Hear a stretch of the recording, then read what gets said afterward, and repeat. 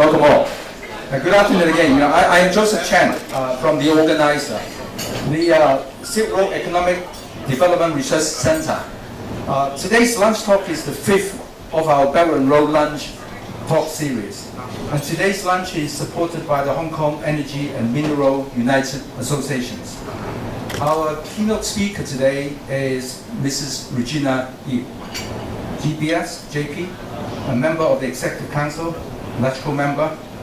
Regina is also the co-chair of the Maritime Silk Road Society, other than many of her social responsibilities. Today's order is we should have lunch first, and then at about 1 o'clock, Regina will give a speech on the Southern Corridor. And I'm not sure whether all of you would understand what Southern Corridor means, but it is important and it has a lot to do with our economic impact. And why don't we enjoy our lunch first, and in the meanwhile we will have a video for everybody to enjoy. Thank you.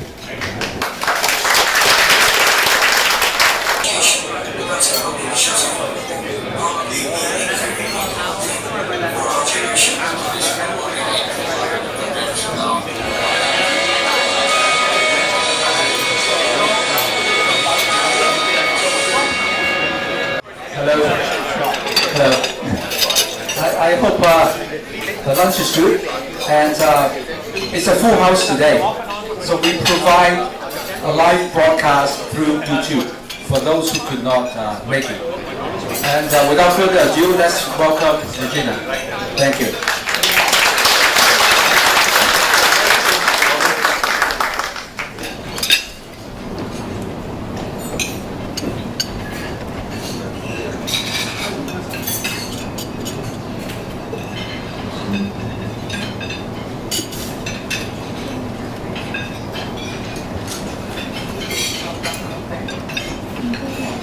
Joseph, ambassadors, consul generals, distinguished guests, ladies and gentlemen. First of all, thank you to Joseph for inviting me to speak at the FCC. It gives me great pleasure to be back at the FCC, which is very much in the news these days. The last time I was here was 4 years ago, almost exactly 4 years ago, when the FCC invited me to take part in the debate with the Honourable Emily Lau on is it worth shutting down Hong Kong for democracy? Yeah. So that was in October or November 2014, when Hong Kong was in the grip of Occupy Central. So for 4 years away now, I'm very pleased to note that we live in far more harmonious times. I like to believe so. And I'm glad to have the opportunity to talk about a non-political subject, the Southern Transport Corridor. In Chinese, 南山通道. What is the Southern Transport Corridor? If I could make an attempt to interpret it with the greatest respect to the Singapore Consul General, Ms. Hu, who is present in this forum. If I make any mistakes in interpreting the Southern Transport Corridor, please bear with me and correct me if I make any serious misinterpretation.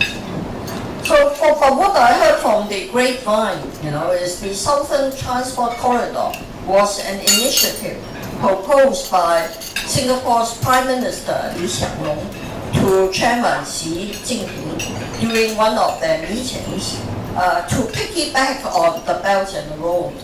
And as I will explain later, Hong Kong also tried to piggyback on the Southern Transport Corridor to take advantage of the growth opportunities of the Belt and Road.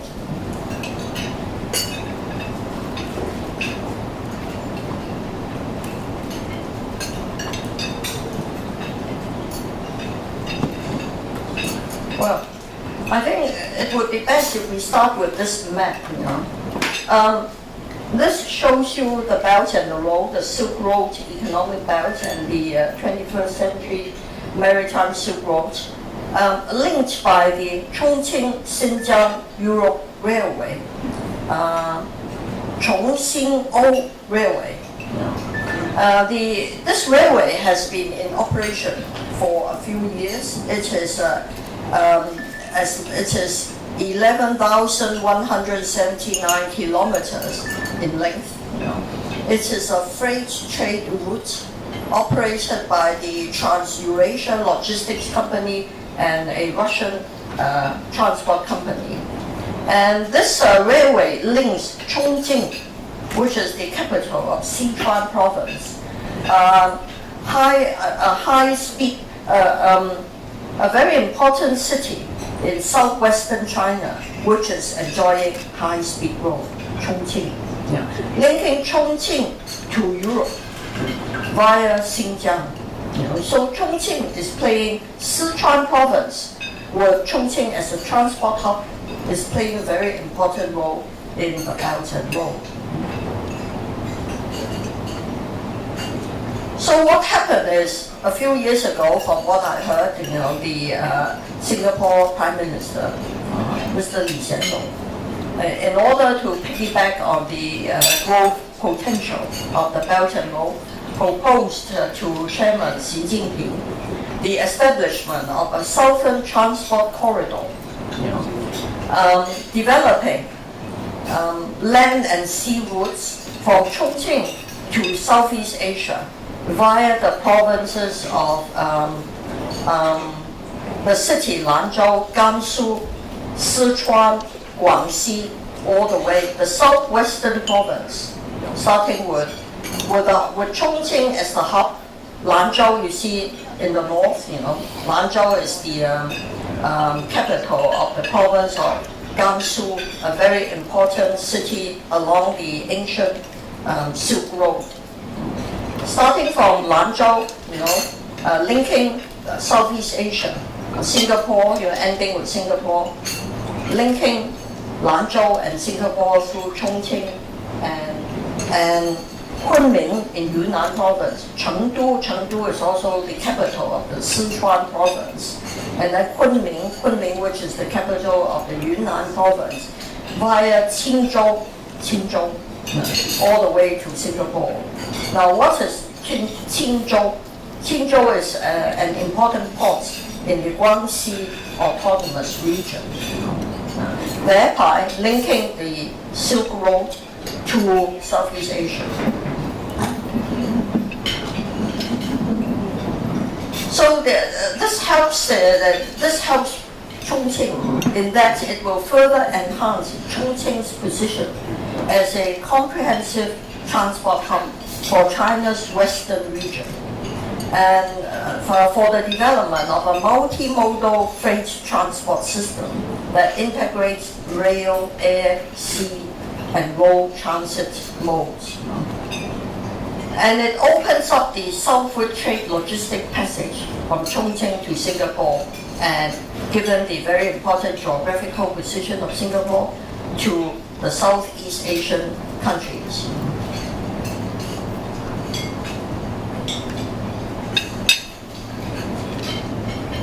If we could go back to the map, where you can see Qingzhou. Qingzhou is located in the Guangxi Autonomous Region, which is actually well endowed with many ports, many deep sea ports. So this route is beneficial to both the provinces of Sichuan, Gansu, Sichuan, Yunnan, and the autonomous region of Guangxi, in that it helps direct freight to the ports along the coast, the China's southwestern coast. And we have also a connecting figure in this project, in the person of Mr. Peng Qinghua, who was the former head of the liaison office in Hong Kong. Mr. Peng served in Hong Kong 9 years, and then he went on to serve as the party secretary of the Guangxi Autonomous Region. Now he is the party secretary of the Sichuan province. So he knows all about the background to this project. And he's playing a very important role to make sure that this southern corridor does indeed become a very active multimodal transport route to channel exports from China's western region and from Europe all the way to the south, to Southeast Asia. So what do we have along this route? We have the Chongqing ASEAN regular lorry, which began operating in April 2016. So we have lorries in addition to rail. And we have a highway freight service between Chongqing and ASEAN nations. And the lorry transport service has 5 fixed features: fixed starting point at the Chongqing ASEAN International Logistic Park, fixed shuttle routes, fixed vehicles, fixed weekly timetables, and fixed transport fees. Customized and specialized services are also available. From the commencement of operations in April 2016 to the end of 2017, the Chongqing ASEAN regular lorry has already completed 137 trips. And in 2017 alone, 100 trips were reportedly completed, involving a freight load of 1,027 tons and an aggregate cargo value of 167 million RMB. And the goods in transit comprise building materials, glass products, auto parts, clothing, mainly coming from Chongqing, Sichuan, Gansu, Shaanxi, and Europe. In addition, there are 3 planned shuttle routes.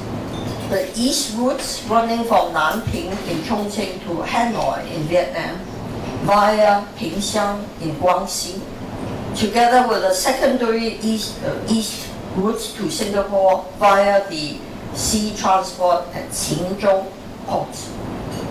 There's also a central route to Bangkok in Thailand via Mohan in Yunnan and Vientiane in Laos. And thirdly, a western route to Rangoon and Vienna via Guili. So this map shows you the route map of the Chongqing ASEAN highway shuttle. And the Southern Transport Corridor, Guangxi, as I mentioned earlier, Guangxi is actually endowed with many deep sea ports. Apart from Qingzhou, there's also one called Fangchenggang, which is 20 times the area of Hong Kong. You know, deep sea port, well equipped for transporting commodities. But if you have a port, you need freight, you need business. That's why the corridor is so important. You know? And the Qingzhou port deals with industrial cargo such as car parts, machinery, petrochemicals from Western China, Western China's inland city like Chengdu and Chongqing, and they now have an alternative route to Singapore and beyond. And they are transported via the Southern Transport Corridor to Qingzhou in southern Guangxi, and then onward via a dozen shipping routes to overseas destinations. Now, compared to the traditional routes where goods from Europe and western part of China are transported to China's eastern seaboard ports via the Yangtze River all the way to Shanghai, the Southern Transport Corridor cuts transit time for more than 2 weeks to 2 days. Plastic raw materials and paper pulp, on the other hand, are transported via this link, from Singapore to Chongqing.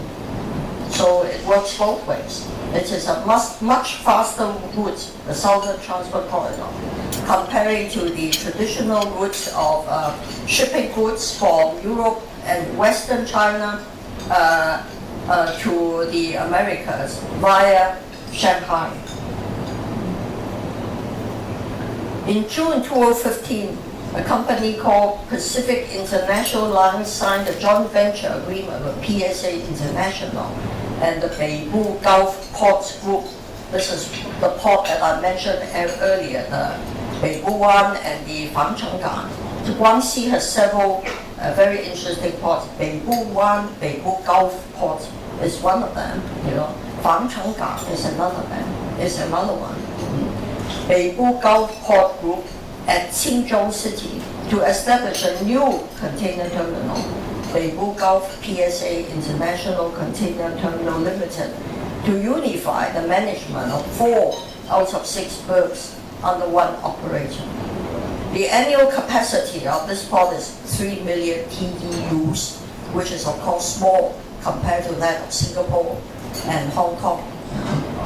Majority of the cargo flow is southbound with agricultural raw materials from Guangxi and the neighboring Guizhou province, and industrial goods from Chengdu and Chongqing towards Qingzhou for overseas exports. And we also have trial operations from Lanzhou, the capital city of the western Gansu province, and Kunming, the capital city of southwestern Yunnan province. And local players in the neighboring cities are encouraged to use the Southern Transport Corridor railway network.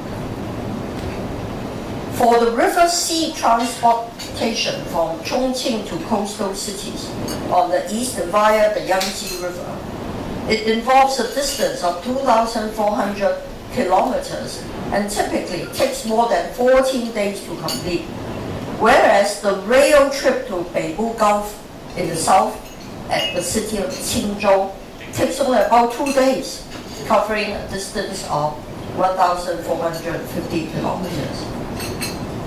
Beibu Gulf is closer than Shanghai to other Southeast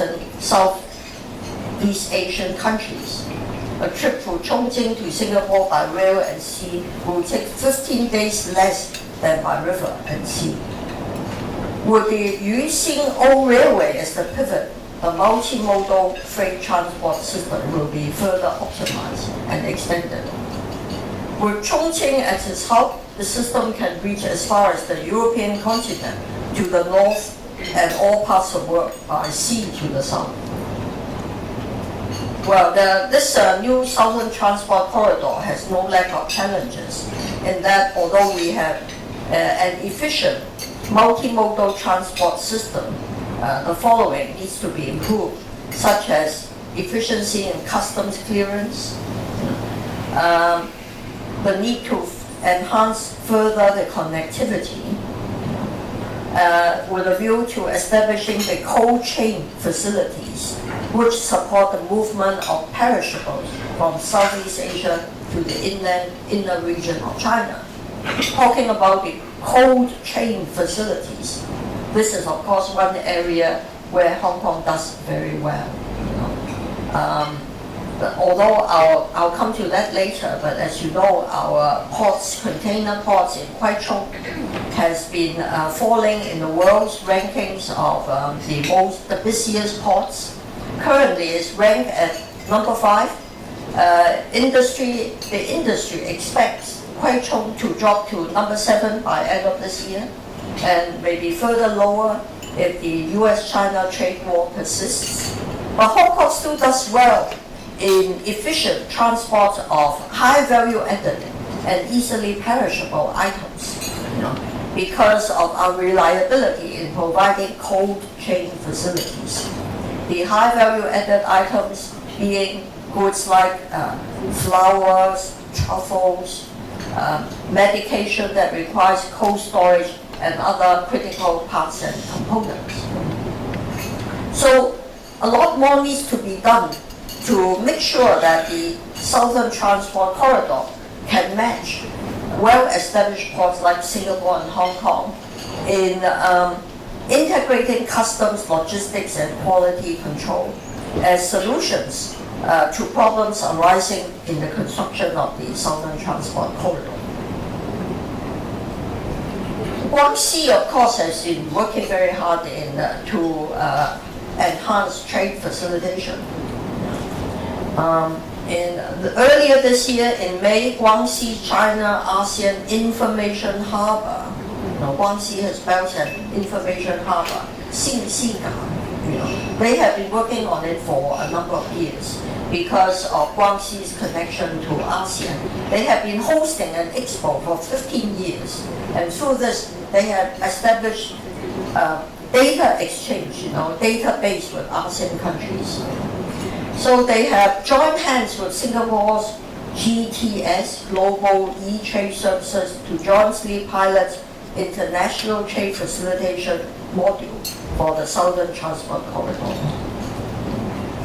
And this is supposed to help efficient handling of trade declaration of cargoes in 23 custom nodes around the world. And with 139.6 million tons of cargoes imported and exported from Guangxi's customs borders and the three major ports, Beihai, Fangcheng, and Qingzhou, the volume of trade declarations is growing exponentially. Guangxi is looking to making it easier for traders to automate declarations, enabling more efficient trade across the borders. And I'll come later to the technology which they are trying to use. They're trying to use blockchain technology.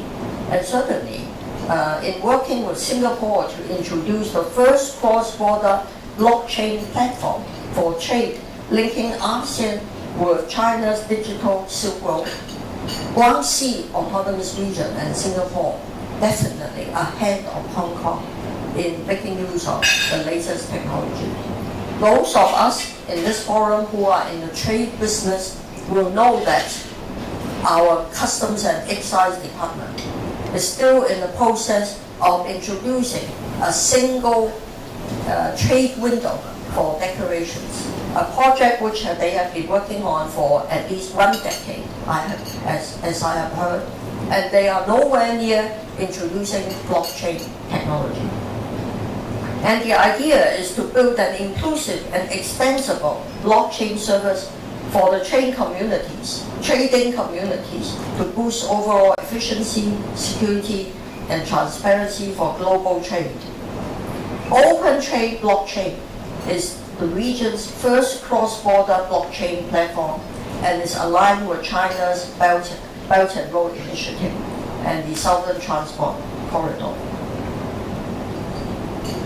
And the Singapore's GTS conducts more than 30 million transactions and has recorded a gross merchandise value of over 5.48 billion Singaporean dollars for the first half of 2018, setting a new precedent for global trade.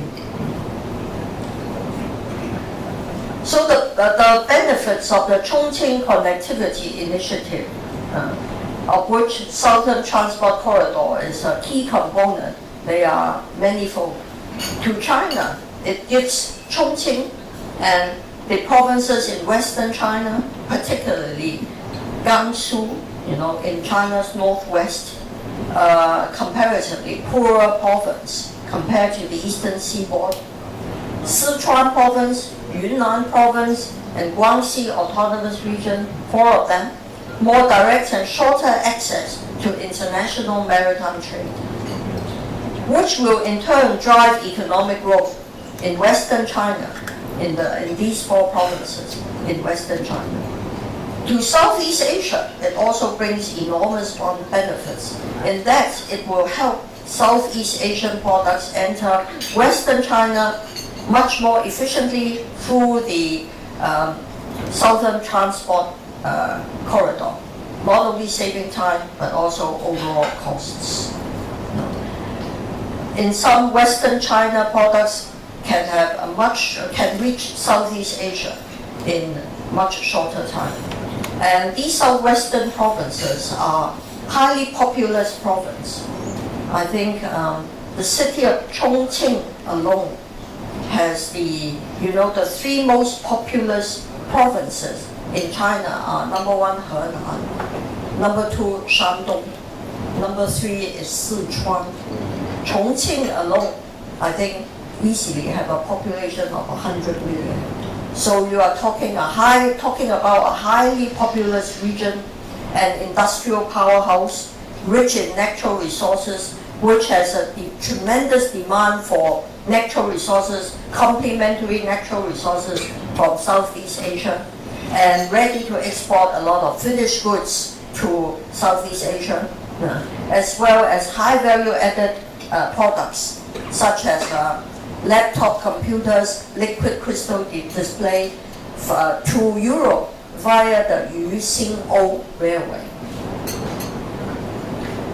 For Singapore companies can capture new opportunities as the corridor is a key intersection, is located at a key intersection of the Belt and Road Initiative, the Yangtze River Economic Belt and the Western region. There will be tremendous saving in time and money.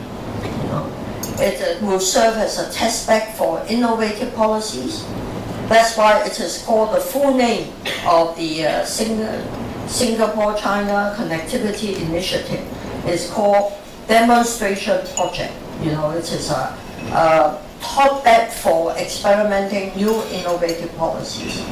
And it could pave the way for a digital future, pave the way for a digital linkage between countries and regions along the Belt and Road, such as the cloud-based platform, which I refer to, the blockchain trade platform, which syncs and shares the information provided by different parties from trade, logistics, and supply chain sectors. So those who take part in this corridor can take part in the development of logistic standards and practices. They can take advantage of several modes of transport within Chongqing for trade and the entire value chain across the region. Can be a part of Western China's developmental strategy to increase more foreign direct investment, and can be assured of trade security. Trade partnership certification from Singapore's customs is encouraged. Now, as I mentioned earlier, not to be left out, Hong Kong also tries to piggyback on Singapore's connectivity project with Chongqing. Actually, as I have talked about in some of the op-eds I have written in recent months, Singapore has been very clever and ingenious in developing cooperation projects with China to leverage its vast market. The first of these projects is the Suzhou Industrial Park, launched in 1995, I think, followed by another project is the Tianjin Eco-City, launched in 2008. And in 2011, Singapore launched another cooperation project with the city of Guangdong, to facilitate innovation-driven, the growth of innovation-driven companies. So Singapore has brought together intellectual property agencies of Singapore and Guangdong to set up a knowledge city in Guangzhou. Maybe precisely because Hong Kong, in a way we are rather spoiled because we are at the doorstep, the southern doorstep, and the gateway of China to the rest of the world. So we don't have to work very hard to ride on the China boom. But Singapore has worked out various ways of tying themselves to the China market. So after the birth of the Southern Transport Corridor, and clearly producing results, some Hong Kong people also want to piggyback on the Southern Transport Corridor to take advantage of the increasing growth. Trade and logistics, of course, is a very important pillar industry of Hong Kong. I won't go into these statistics in detail, as it is well known that it is one of our four pillar industries. And one of our companies, Hutchison, earlier this year, Hutchison Logistics and CCI Eurasia Land Bridge Logistics Development Company, they signed a framework agreement on the Southern Transport Corridor, Hong Kong-Chongqing Ocean Rail Intermodal Logistics Cooperation with the city of Chongqing. Again, taking a lead from the Singapore's playbook, trying to leverage the potential of the ports and the rail and the roads of the Southern Transport Corridor, hoping to channel some of the goods traffic to the ports of Hong Kong. So what it is doing is building the Hong Kong-Chongqing Ocean Rail Intermodal Corridor and the Hong Kong International Cargo Distribution Center. Promoting the establishment of Chongqing's inland dry port, encouraging cooperation between Hong Kong and Chongqing in trade and logistics, and exploring other innovative business opportunities. So clearly, there's a lot we can learn from this Singapore-Chongqing strategy, cooperation strategy, of which the Southern Transport Corridor is a centerpiece. We could explore the use of new technologies, synchronize ourselves with bringing us into sync with the important ports of southwestern China and with Singapore in customs clearance and other trade declaration facilities, and hopefully also to channel some of the freight business to Hong Kong's ports. Through the Southern Transport Corridor, Hong Kong-Chongqing Ocean Rail Intermodal Corridor, this is, a baby born out of the Southern Transport Corridor. Shipments will be transported by rail from Chongqing to the Beibu Gulf port in Guangxi, and then connected to HIT, that is Hutchison International Terminals, a subsidiary of the Hutchison-Whampoa Group, in Hong Kong via the intermodal service provided by Hutchison Logistics, and eventually exported to Asia, the Americas, and Australia. Again, shippers can gain tremendous savings in time and cost. And if I could close my presentation with a quote from Mr. Jerry Yim, the CEO of Hutchison HPH Trust. This cooperation brings forth the strength of both parties and allows other logistic chain participants to experience a highly efficient one-stop shop service while reducing inland logistic costs to all parties. And Mr. Liu Guiping, the Vice Mayor of Chongqing, said correspondingly, HPH Trust demonstrates its unparalleled strengths and plays a pivotal and leading role in the development of Hong Kong ports and logistics areas. Chongqing is the only municipality in the western part of the country, a national central city, and an important strategic anchor point in the Western development strategy. So yesterday we have heard from Chairman Xi Jinping that our country will continue to soldier along the path of openness, custom tariff reduction, and cooperation with our trading partners to encourage more trade. So despite some short-term hiccups in China's trade with the rest of the world, prominently with the US, I think long-term, with the huge population in China and the tremendous productivity of the Chinese people, paired with the ingenuity of ASEAN nations, whether in developing new trade logistic models, use of new technology, and making use of advanced ports in Southeast Asia and along the South China coast, such as Hong Kong. Trade in this region, I think long term, is bound to continue to grow. And this Southern Transport Corridor is well worth our closer examination as a new multimodal transport module that will facilitate multilateral trade growth. Thank you very much.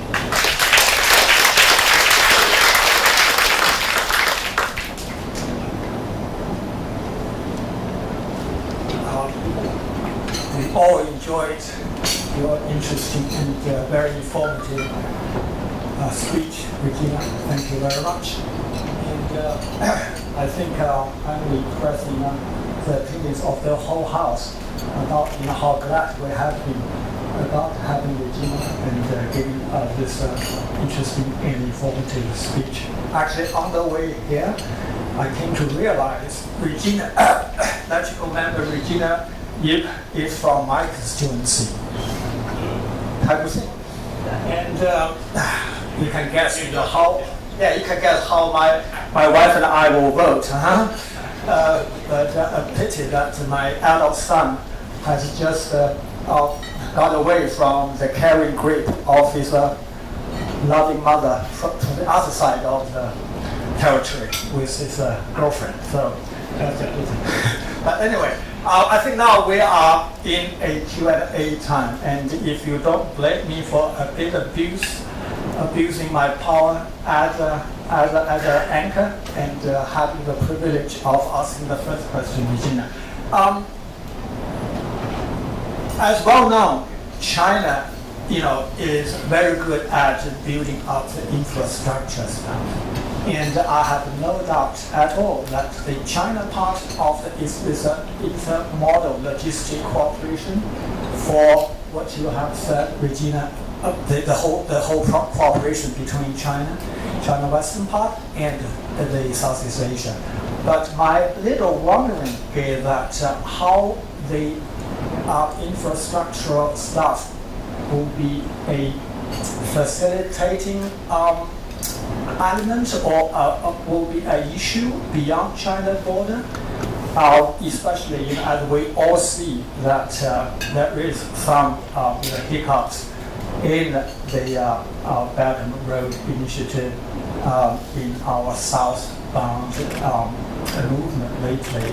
For instance, when this new Prime Minister of Malaysia, when he come to Beijing, and he made some comments and decision about that. Of course, we all know this has most to do with the internal domestic politics, but still, that could be issue. So, would you give us shed some light on that part of the issue? Thank you. Thank you, Kevin, for your question. In fact, I think many members of the audience are better qualified than me to answer this question. I think I saw on the attendance list the Consul General of Myanmar, many Southeast Asian consuls are here. And I think the Belt and Road is a very long-term project. It is supposed to require 3 generations, efforts across 3 generations to come to fruition. I heard from the Consul General of Myanmar at the forum you hosted, Joseph, last week, that projects in Myanmar are coming along pretty well. The high-speed rail, the contracts, some of them awarded to China, some of them awarded to Japan. In other countries, prominently Malaysia, and even in Sri Lanka, some contracts have to be renegotiated because of change of government. The Pakistan-China economic corridor is in good shape, I heard, and China's continuing to invest heavily. I think these are bound to occur. These hiccups, or the need for renegotiation, they're bound to occur for a long-term, large-scale, and long-term infrastructural project like Belt and Road. But overall, the developing countries' need for infrastructural development, whether in the form of railway, roads, ports, pipelines, is enormous. People need to step in. The wealthier countries with the means need to step in. And we also heard from the senior official from the British Consul General last week, thanks to the forum that Joseph Institute organized, that Britain is indeed putting its money where its mouth is. Britain is participating in the AIIB and putting money into the bank because British investors, they're looking for a new asset class, a new class of assets backed by long-term infrastructural projects, which can give private equity companies or insurance companies or other funds alternative opportunities, investment So despite some short-term interruption, I think the long-term growth prospect remains as robust as ever. Thank you, Regina. I think my question is well answered. Yeah, I do remember that the Council of Comments from British Consul General. He is a very active participant in our functions. Now, the floor is open for questions, please. Colleagues.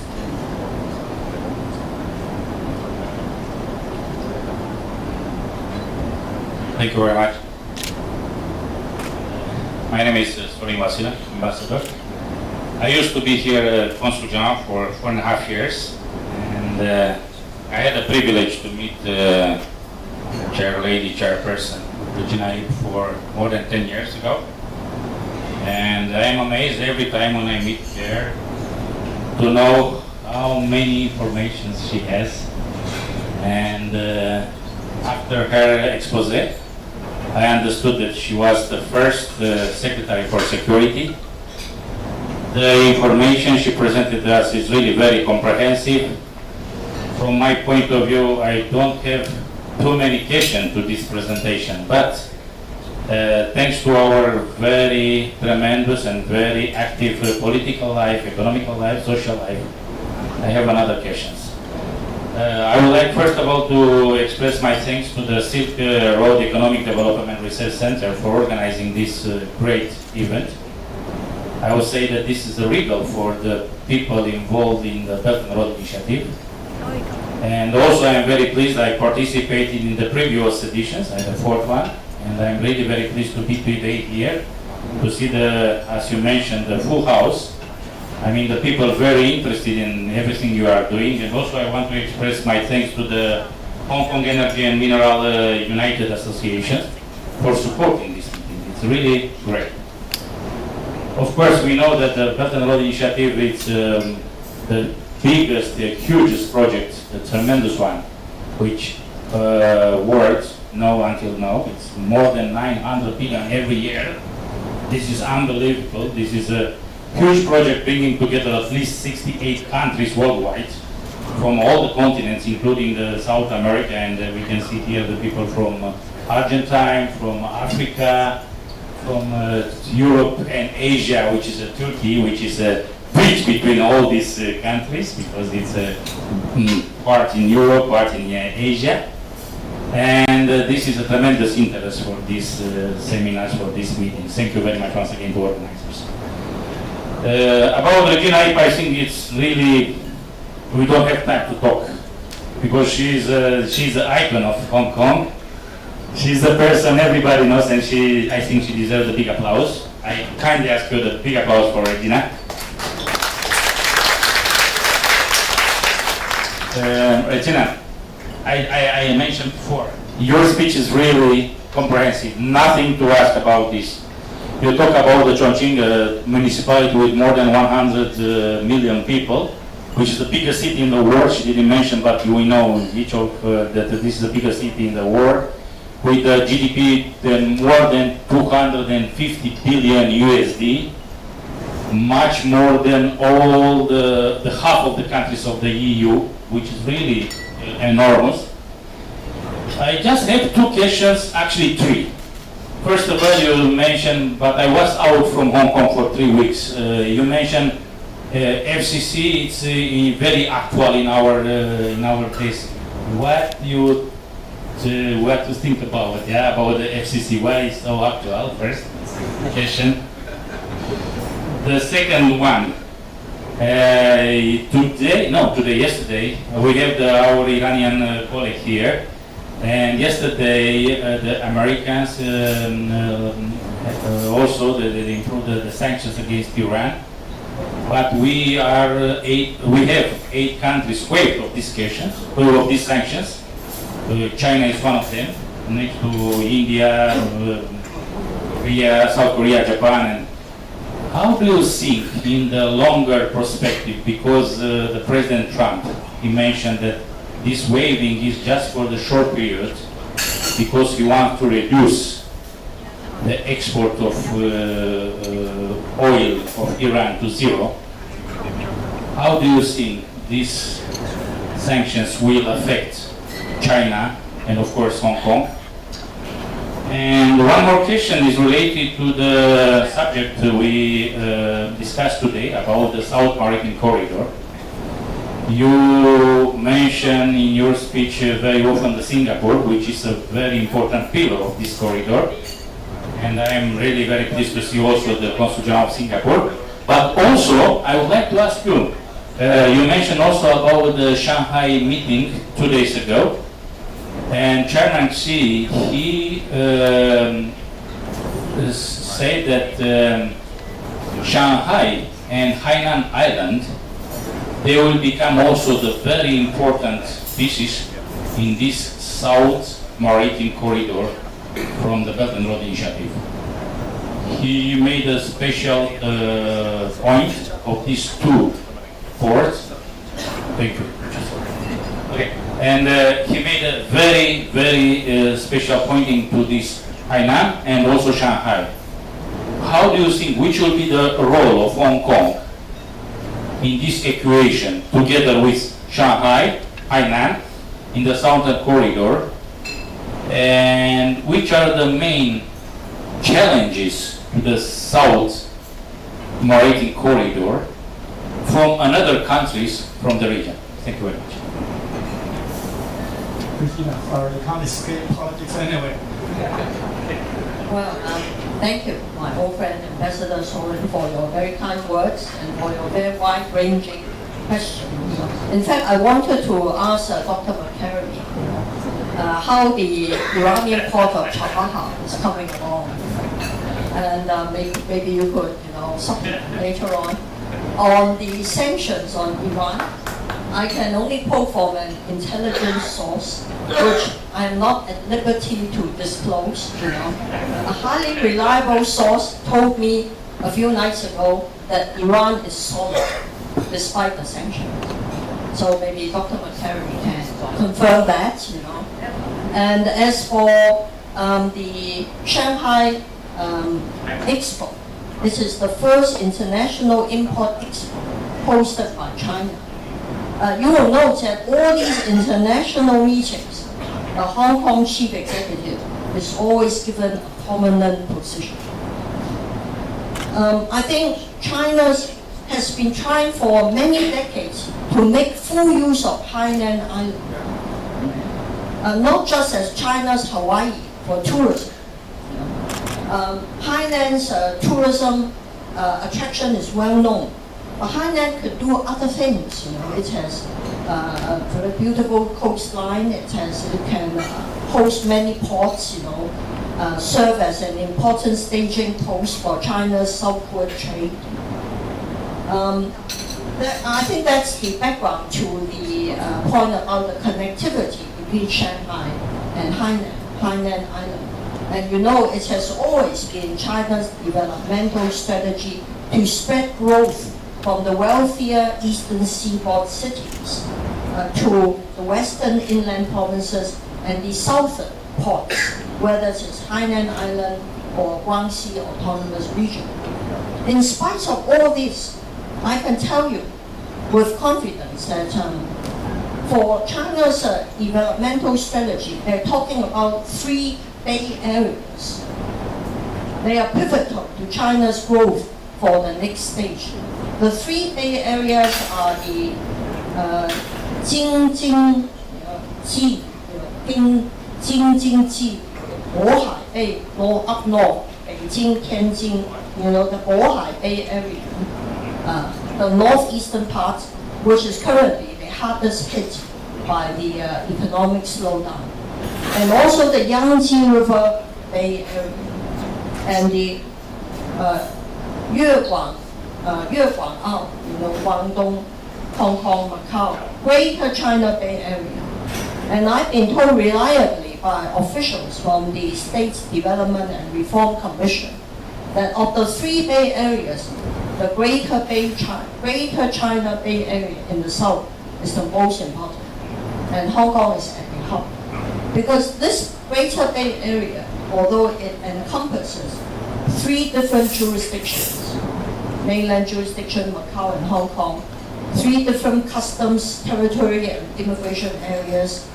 It has, the most innovative city in China, Shenzhen, the world's gaming and leisure center, Macau, with a connection to the Portuguese-speaking nations, and Hong Kong being one of the world's leading international financial centers and international business and professional services hub. So Hong Kong continues to play a key role in China's economic development, except that in terms of port development, I think we are bound to fall in global rankings. But it doesn't matter. Rotterdam's ranking has been falling, but it remains a very important port. I think we can still do very important things as a lower rank but still highly efficient port, except my personal opinion is we should move the ports away from Kwaichou. Singapore is moving its ports away.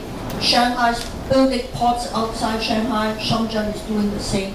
We really should move the ports away from Kwaichou to an outer island, preferably in mainland China's waters, because our maritime, our territorial waters are actually boxed in by a square, so that we could release the land on Kwaichou for housing and other development, and also take the opportunity to build the latest smart ports, truly automated ports using the latest robotics and other most advanced technology. I think this is what we should do. May I invite Dr. McCarry to say a few things about Iran sanctions and the port of Chabahar. Thank you. Well, thank you very much, Madam Ip and Ambassador Shurian. Although the theme is something different with Iranian sanctions, but I'm happy to announce that all Security Council members have supported Iran in the actual circumstances.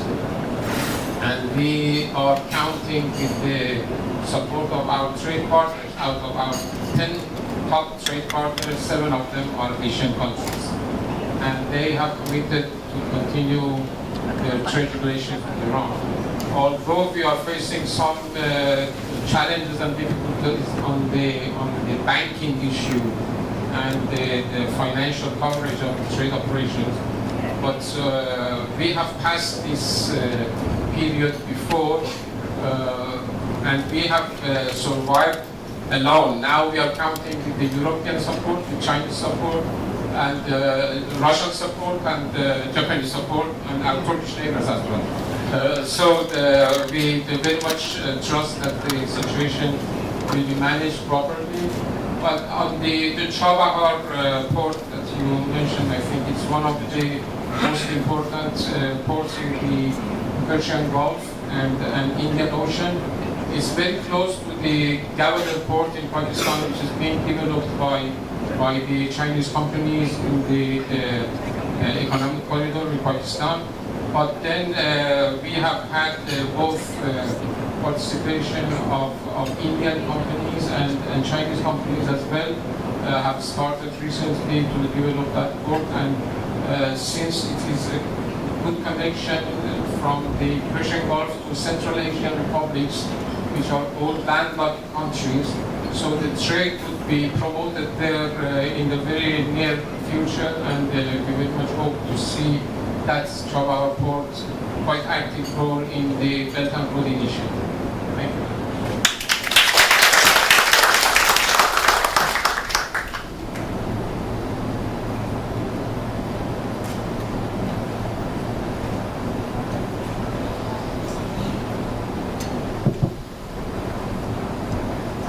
Hello, my name is Peter Chen. I represent a Chinese mainland investment firm with a presence in Hong Kong. And hello? Yes, thank you. So my question is, given the cross-border and bilateral, multilateral nature of the Southern Corridor, in terms of financing for the Southern Corridor, how much is roughly allocated between China and the rest of the participating countries? And how much of that is public versus private? I have no idea, except I know that Hutchison is investing. Actually, all I can tell you is yesterday, the head of our monetary authority, Norman Chen, came to the Legislative Council and briefed us on the monetary authority's investment portfolio. In the past 10 years, because of our linked exchange rate, our investment has in the past mainly been in US dollar denominated assets. But after the Lehman, the subprime-induced financial tsunami 10 years ago, the monetary authority has established a long-term investment portfolio, investing in private equity, property, and infrastructure projects. So a question was put to Norman Chen, are you investing in Belt and Road projects? I think the answer more or less is not yet. They are investing in projects in South America. I wonder what that is. But in due course, currently the return of the long-term investment portfolio is over 10%.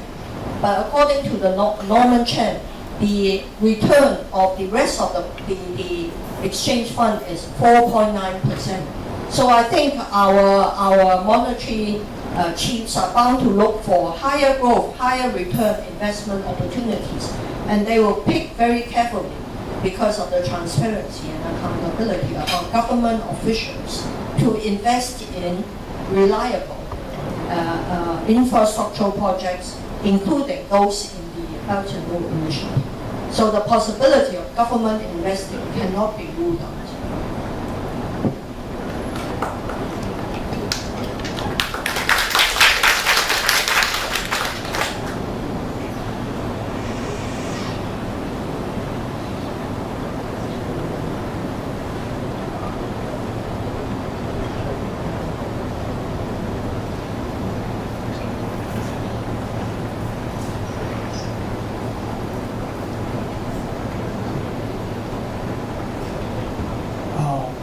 More questions, and I think you've been doing your job too well. Covered too much, too well, and just as you said, no more questions. Huh? Now, if I may, Regina, we would like to invite one of our colleagues here to present to you with a little souvenir to express our heartfelt thanks to your speech. Thank you.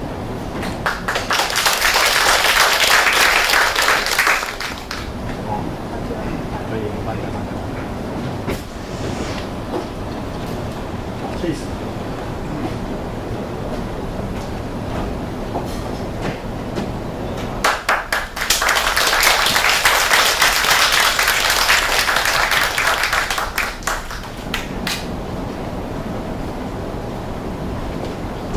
Thank you, Regina.